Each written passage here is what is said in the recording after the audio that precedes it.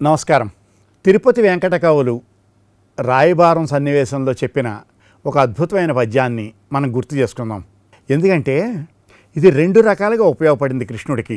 ఇది ధర్మరాజుకి సంబంధించిన ఒక అద్భుతమైన వ్యక్తిత్వాన్ని ఆవిష్కరించడం ఒకటి, రెండోది ఆయనకి కోపం వస్తే సర్వనాశనం అయిపోతుంది జాగ్రత్త అని హెచ్చరించడం ఒకటి.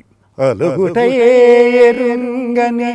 మహామహితాత్ముడు అజాత శత్రుడే అలిగిన నాడు సాగరములన్నీయు ఏకము కాకపోవు ఈ కర్ణులు 10,000 అని నొత్తురు చతురు రాజరాజా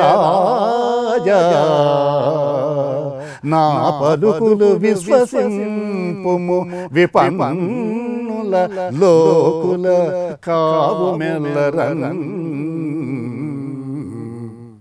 ఎంత అందంగా ఉందో చూడండి పద్యం. శ్రీకృష్ణుడి చేత తిరుపతి వెంకట కవులు ఇంత అందమైన పద్యం చెప్పారు.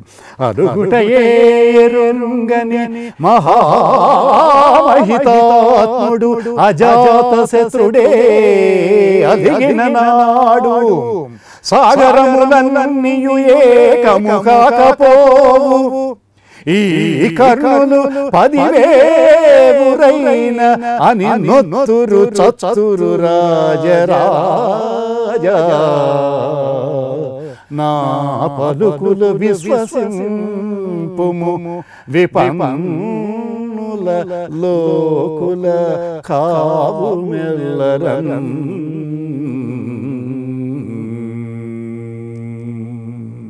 స్వస్తి.